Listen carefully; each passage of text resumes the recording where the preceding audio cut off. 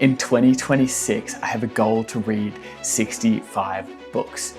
And in this video, I intend to share the first 10 books I plan to read in 2026. You see, I tend to pick the first few books of the year every year because I think it's really critical to shaping your year of reading, how you read, how you think, how you write, how you create. And so with that comes a couple of things.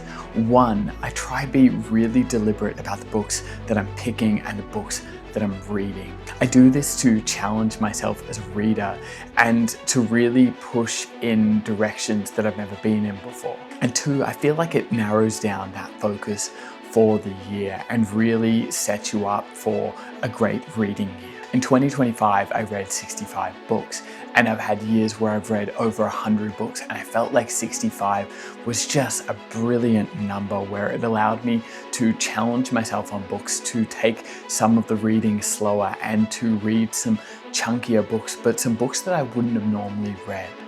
It allowed me to focus on the writing, to enhance my own writing and learn the craft, but it also allowed me to enjoy my reading in a way that I haven't in some of my past years. And so with the goal of 65 books, I really wanted to pick all of my reading for the year before the year started, but that's not realistic. And then I thought, well, maybe I'll do 26 to start 2026, but also that's not realistic. So I've picked 10, and today I'm going to share those with you. And a couple of little housekeeping things before I go further in. Reading is meant to be fun, enjoyable, enriching for your life. Trying to chase a number, trying to chase a page count, trying to chase books that don't actually interest you is being left in 2025. We don't need that in our future. We want to enjoy it. We want to feel enriched. We want to be enlightened. And so read what you want to read and read what your heart desires, and don't subscribe to these lists and don't subscribe to you must read this. And the other thing is that this year I want to savor my reading. I want to really enjoy it. I want to be immersed. I want to really understand why I love it, and I really want to have conversations around the books that I love and the passion and the writing and the story. And this year is more about building that community, sharing in the comments below the books that you love, sharing what I love, sharing that in real life and over messages and in the bookstore that I work in. Because art is this incredible thing that makes our world better today and in the future. And without further ado, here are the 10 books I'm reading in 2026. All right, first and foremost is The Serviceberry by Robin Wall Kimmerer. This book is asking, can we use Indigenous wisdom to change what we value and how we value it? In a world with a scarcity mindset where we are hoarding resources and taking them for personal value, can we give some of that back? Robin Wall Kimmerer is the same woman that wrote Braiding Sweetgrass. I read that a couple of years ago and really enjoyed some of its teachings. This one actually sold me off the first couple of sentences, and I'm planning to read them to you right now. The cool breath of the evening slips off the wooded hills, displacing the heat of the day, and with it comes the birds, as eager for the cool as I am. They arrive in a flock of calls that sound like laughter, and I have to laugh back with the same delight. She essentially just writes in this incredibly beautiful way that is both providing wisdom and knowledge and value of a world that I don't understand. And I feel like I learned a tremendous amount through her work. Her last book, Braiding Sweetgrass, was a little bit dense for me personally, but I really enjoyed certain sections of it. This is obviously a lot shorter, being a very small little book there, and I'm just really looking forward to digging into some more Robin Wall Kimmerer and The Serviceberry. I should also mention these are in no particular order. I'm just picking them at random. So yeah, anyway. Next up is A Cup of Gold by John Steinbeck. I actually went looking for East of Eden and just wasn't able to find it and picked up this Steinbeck instead. I don't know very much about John Steinbeck except for the fact that I have heard incredible things about his writing and the way that he goes about things and does things. And that was enough to sell me on a incredible writer and someone that most people at some point in their life should pick up and read. The Cup of Gold is actually John Steinbeck's first novel, and it follows the story of Henry Morgan in the 17th century, who is a pirateer and is terrorizing the Spanish Main. John Steinbeck is also one of those novelists that I feel like challenges the way that you think and engages your brain, and really is a hard kind of writer to read, but in the same breath is also really pivotal in the way that he challenges your brain. And anyway, that's why I'm picking up John Steinbeck, Cup of Gold. Anyway, next up is The Land in Winter by Andrew Miller. This was shortlisted for the 2025 Booker Award. It was on the shelf at work and it caught my attention. I was interested in the premise of this novel, and seeing as though we are deep in the Canadian winter here, I thought that this would be a pretty good one to read throughout the winter. In the December of 1962, an ordinary winter comes through and two couples start to see their lives unravel. And that's the premise, and I'm intrigued. I like human dynamics. I like really moody books, particularly set in seasons and landscapes, and I'm just interested to try that. And I think if you get shortlisted for a Booker, that's a pretty big deal. So I'll let you know how that goes. Next up is The Blue Hour by Paula Hawkins. I don't know a tremendous amount about this, except my partner got it for me for Christmas, which means that it's on the list. And she went to a lot of effort to pick out a book that she thought that I would enjoy.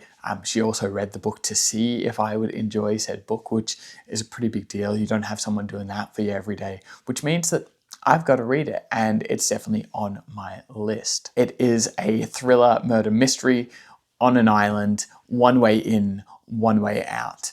That is the tagline. And I love thrillers. I love mysteries, particularly just ones that captured the landscape and place. And I haven't read any Paula Hawkins and would be interested to see what she's like. So yeah, anyway, excited for that. All right, every time I make one of these videos, I forget to stack them up in an area where you can see the books. And I feel like that's a big part of having one of these videos. So yeah, there you go. All right, next up is a book that I've been thinking about reading for a very long time. It is Lonesome Dove by Larry McMurtry. Whew, this is a big, chunky one, and I'm pretty excited, actually. If you only read one Western in your life, make it be this one, US Today. The reason I know about this book, because it's Stephen King's favorite book of all time. Set in a dusty Texas town of Lonesome Dove, we are introduced to a set of characters that are heroes, villains, settlers, Indians, ladies, outlaws. And it is richly authentic. It is beautifully written, and that's what I know about it so far. I'm really excited to get stuck into this. It's a big, chunky novel, which has been my hesitation in the past, but I'm ready to challenge myself out of genres. I'm ready to really dive deep into rich worlds, as I was saying earlier, and I'm excited for this one. I really, really am. So that is on my list for 2026. Okay, next up on my list is the only book in these 10 books that is a reread. It is There Is Always This Year by Hanif Abdurraqib. The byline is On Basketball and Ascension. It is a beautiful book about basketball. It is an essay book. It is gorgeous writing, but more than anything, it's a place about home and place and your relationship with place and how you feel about being in said place. And I fell in love with Hanif a long time ago reading his first ever work, and I tend to go back and read his work almost more than anyone else's I read, and his craft of writing and knowledge is just next to none. And what I really enjoy about his work in particular is it reads like poetry. And granted, this is an essay style book, and the way that he writes essays feels like you're reading poetry in just this really authentic, emotional, beautiful way. And this is one of like those non-fiction essay books that cracks you open at the soul, tears you apart, and slowly allows you to put the pieces back together. And I love his work. I love his collections. This is one of my favorite books from a couple of years ago. And I saw it on the bookshelf today. Had no plans to include this on the list. Actually had a plan to include something else. And decided that this had to be in here for the first part of 2026 and my first 10 books of 2026. So yeah, that's number 6. All right, next up I have Zadie Smith, Dead and Alive essays. I actually adore Zadie Smith's writing and the way that she goes about things. Zadie Smith had an essay book that came out during COVID called Intimation. It was 6 essays and they were just gorgeous, but they also caused me to think in a way that I hadn't thought in a really, really long time. And yeah, that's why I'm actually including this. I've seen it at work. It's been on the shelf. No one was really buying it and reading it. And yeah, I decided to change that. Zadie Smith, what I think she does really well, and I think she's a very intelligent human being, really challenges the way that you think about something that you thought in a different way, and really asks you inwardly to reflect on why you think that way, and provides that insight and different perspective of how to shift the way that you think on something. These are essays she's written over the course of the last few years. The title being Dead or Alive is really intriguing. They vary in categories and what they are, but she is one of the best essayists I've ever read, and her craft of the essay is just next to none. And really what I want to do is study the way that she writes and how she concocts an essay so that I can write better essays, essentially. But yeah, there's no one topic, but I look forward to like reading, digging in, and eventually coming back with a bit of a review and my thoughts on this Zadie Smith essay book. Also, another thing, I'm just absolutely and utterly stoked that this exists and I get to read it, because like essays, like good essay books are like some of my favorite forms of reading ever. I think they provide you like this tremendous amount of insight into a person and how they think and how they critically collect, reflect, and put that out into the world. I think that that's kind of one of the greatest mediums that's ever exists, at least in my opinion. All right, I've got 3 left. 3 left. Next up is Bob Brown's Defiance. For half a century, Bob Brown has been standing up to those who have put profit in front of our planet. And in this book, he is giving a collective call to action to the next generation of people that need to stand up for our planet. I think this is maybe one of the most important reads that everyone could read right now.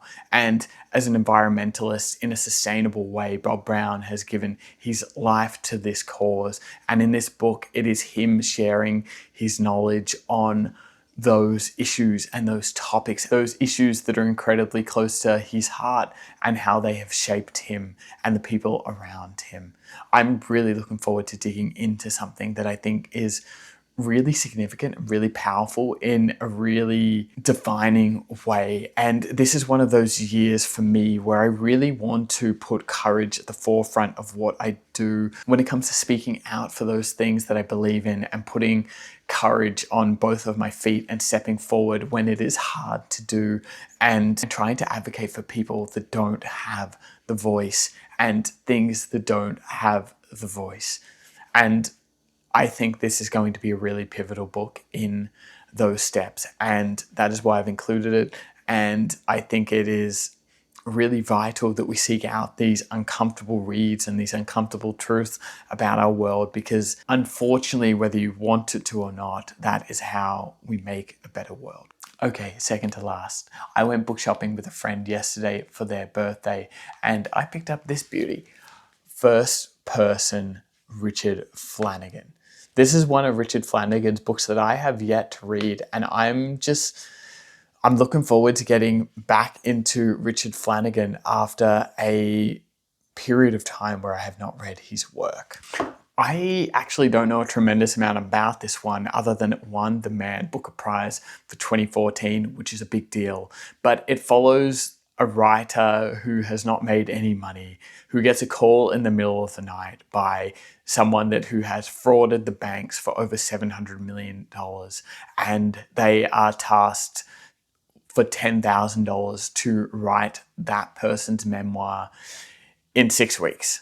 But as the writer starts writing this memoir, they come to realize that they may be getting conned by this con man, and there may be more to this story.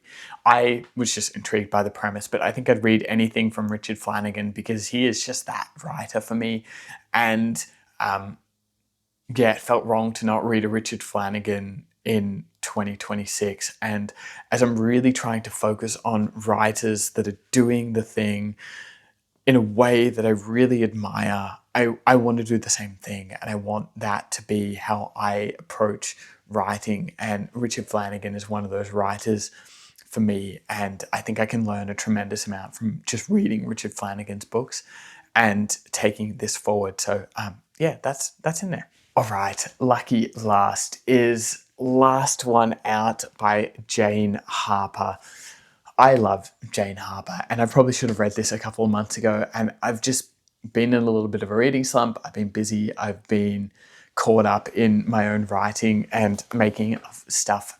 So yeah, this one hasn't been read yet. In a dying town, Ro Crowley waits for her son on his 21st birthday, but Sam never makes it home. The only clues left are footprints in the dust and 3 abandoned houses. And 5 years later, she returned to try to discover what happened.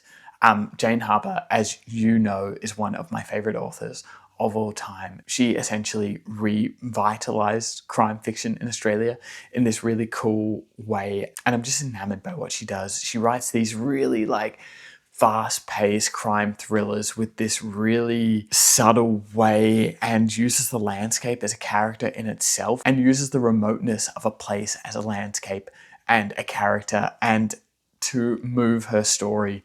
And I feel like all of these characters that she writes are just these incredibly relatable people that you kind of feel like they're not too far removed from your life. But obviously it's fictional, but it is just this incredible series of novels that she has produced. And I love what she does. And I'm really looking forward to her new one here as we kick off 2026 and 2026 with a bang.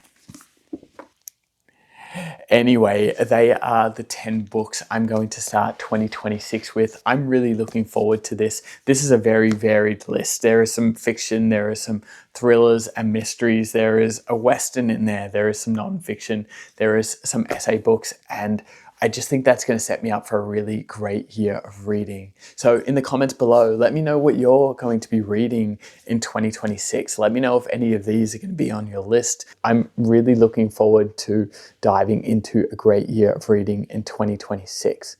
If you have any recommendations, leave them in the comments below. I look forward to chatting about books there with you and adding some new books to my list for 2026. But just as a little side note, thank you for being here. Thank you for watching.